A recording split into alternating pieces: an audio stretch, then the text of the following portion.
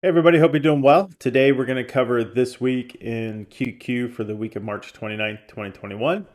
The Qs, for sake of brevity, is essentially the NASDAQ-100. Everything that we're talking about today comes straight from PrepToGrow's big data AI platform called Grow. So everything we talk about comes from data that we collect every second of every day to determine which stocks, or excuse me, which companies are predicted to perform and how it will impact the stock market. Let's just jump into it. So what's the net? So last week we predicted that it would be flat. Flat to us is anything that bounces around between 1% decline and 1% growth. There's no such thing as zero growth in a week. It just doesn't happen unless it's a particularly low volume, non-interested stock or an option that has no volume. But it bounced around quite a bit. At the beginning of the week, it bounced up, bounced down toward the end of the week, and accelerated up on Friday afternoon. We had two options this week, both calls that we placed last Friday and this Friday. Both sold off pretty quickly. We timed Fridays. Wasn't intentional. Got very lucky on Friday. We placed it at the low on Friday, and it just happened to bounce back up. So we had two good options for the week. First one was intentional. Second one we thought was going to go up at the beginning of next week, but managed to close it out same day. For the week of the 29th, we think it's going to be flat, still volatile, bouncing around a bit for a couple of reasons. Growth is an all-time high for the Qs, which is great. They're doing real well. Very, very good growth. Challenges is that growth has stepped back a little bit for last week and going into this week. Not concerned. The end of Q1 for most of these companies are happening, so they're slowing growth as they exit their Q1, and then in the next week or 2 weeks, we should start to see what their growth is going to look like for their Q2. But no concern, just it's more of a pause ending their or exiting their Q1. The bigger concern, which we may put into a red if it continues down this route, is non-Q companies, everybody outside of high tech, is essentially their growth was significantly less than their stock growth. It's about 5 times their stock growth, or stock growth is 5 times higher than their company growth, which is a concern. This is what Michael Burry was talking about the bubble. We agree. There's a bubble. I think the economies or the stock market's got a little ahead of the recovery and where things actually are. If this doesn't start to level out in the next couple of weeks, we'll certainly put this as a red because it'll be a sign of a continual bubble, not an adjustment. This week, Powell and Yellen testifying on Tuesday.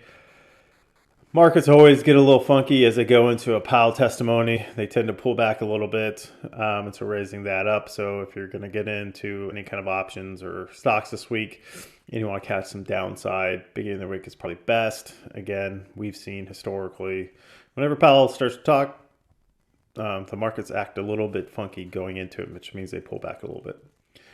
A lack of earnings announcements this week as well just means it's going to be a bit boring. There's only 2 that are announcing this week, so we think it's going to be similar to how it's been for the last 3 weeks. Flat, bounce up and down throughout the week, but essentially close at a very narrow bound of up 1% or down 1%. So not a lot of movement. So growth-wise, let's take a look at this. The flatness is what we're seeing. They're pulled back a bit to a similar level they were about 5 weeks ago. Again, not a huge concern. Just most of these companies are exiting Q1, so growth is pared back a little bit, which could be bad or great sign, meaning they've hit their quarters and are comfortably coasting into the end of Q1, or they have to pull back because they have a little bit over cost. Now, we see with the continuous growth, most company has better controls in that place, so we think they're just slowing down a little bit, getting ready to go into their Q2. With the pullback, it means that stock growth exceeds company growth.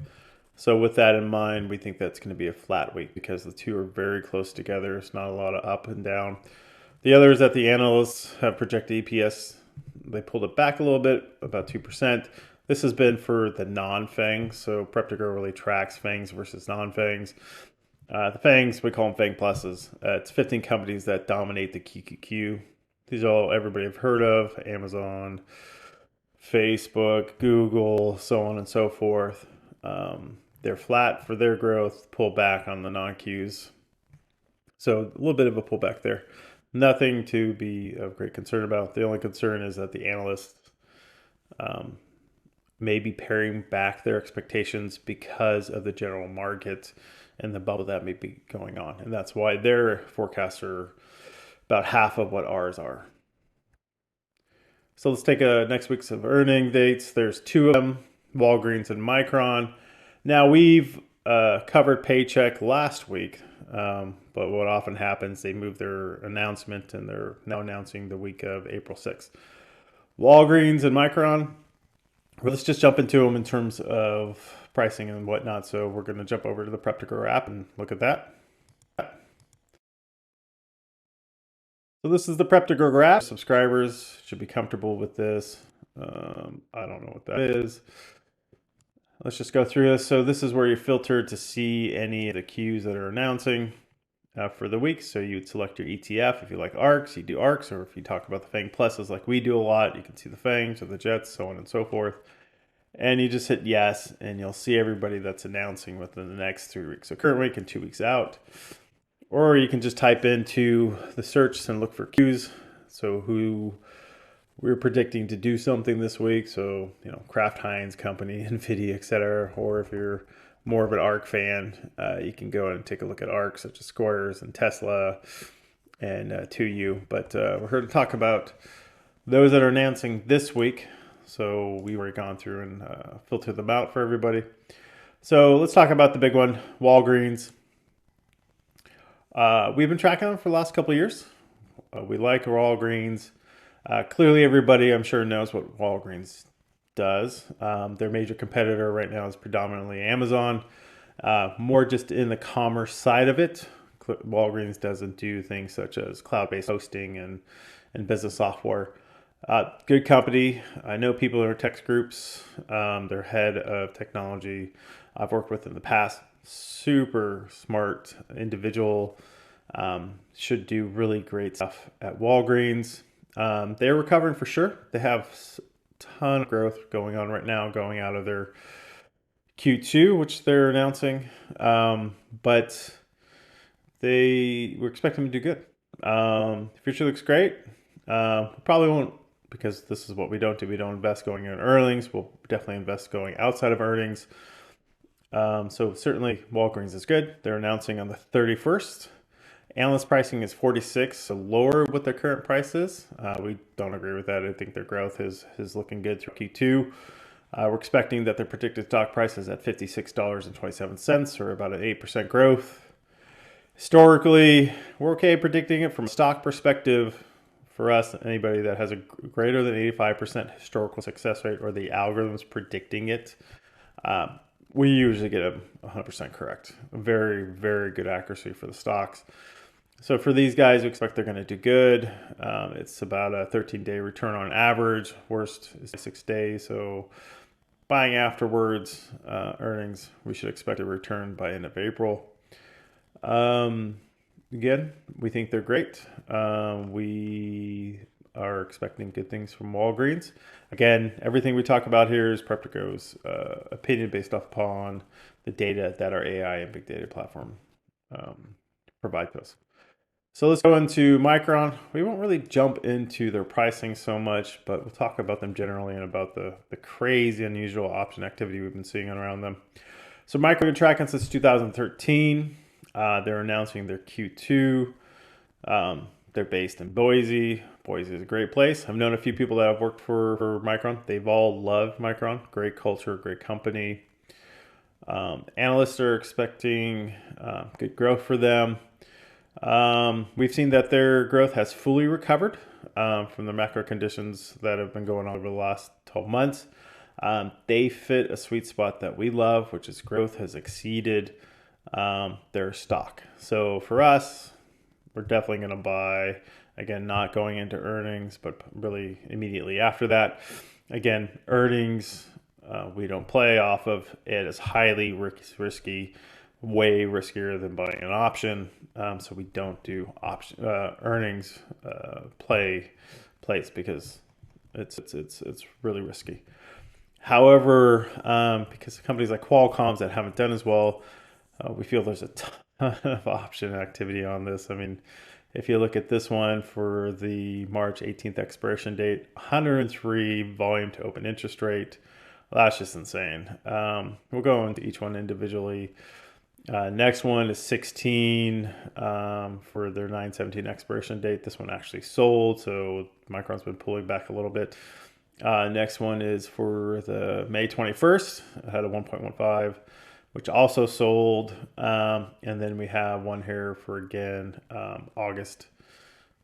September 17th with an option expiration, volume to open interest is 4.82.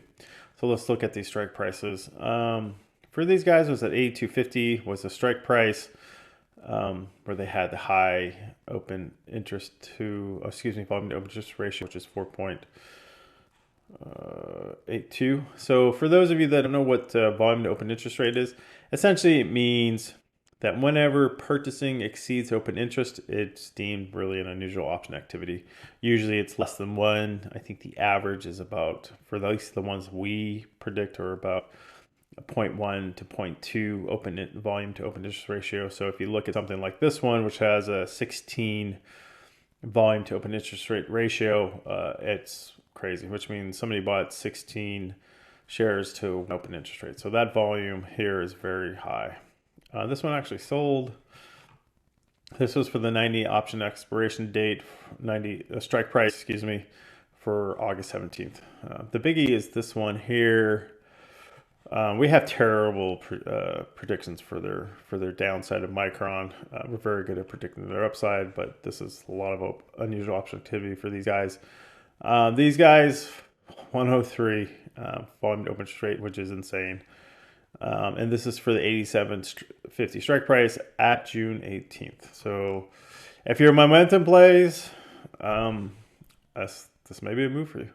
We're not good at predicting the downside of Micron. We're very good at predicting the upside of Micron, and we see a lot of upside with them. So going into earnings, maybe it's a play for momentum. Let's just go back and look at the date of this one, just in case it's been a while. Okay, so this happened at the beginning of March. So probably the momentum's already petered out on this, so not a good play. But certainly a lot of unusual option activity beginning of March till now. So momentum play, maybe it's good for Micron. But again, we don't see the downside on Micron. Let's just back into the rest of the Qs for the week. So what are the analysts? So they're flat, predominantly. There were some pullbacks in the non-FANGs for earnings per share, a little bit, but not much. I think it's 0.2%, but still relatively, or 2% for the non-FANG, so it's a little bit of a pullback, but really on course to be very good projections by the analysts. Still not as high as our projections. I think they're just doing some protection against the macro conditions of the possible bubble outside of the Qs. What's a 30-day predicted bear versus bull? Flat, totally flat. If you look at this, I mean, when these three things, which is puts, calls, and stocks, when these things are pretty even or heading in the same direction, it's a good sign of flatness. Now, when we looked at the pullback that occurred at the beginning of March, puts skyrocketed for FANG pluses and the non-FANGs. This is a huge indication that there's a pullback.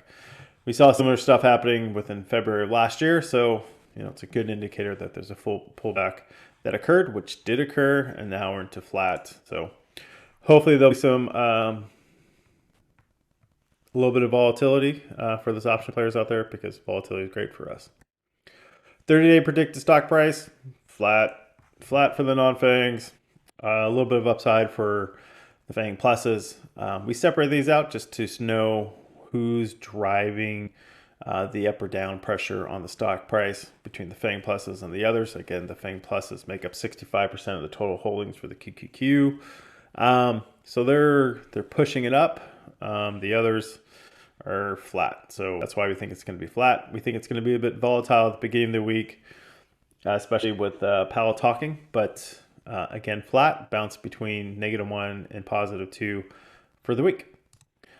Hopefully you found this helpful. If you do, please like or subscribe. If not, have a great trading and great week of trading, and we'll talk to you next week. Take care.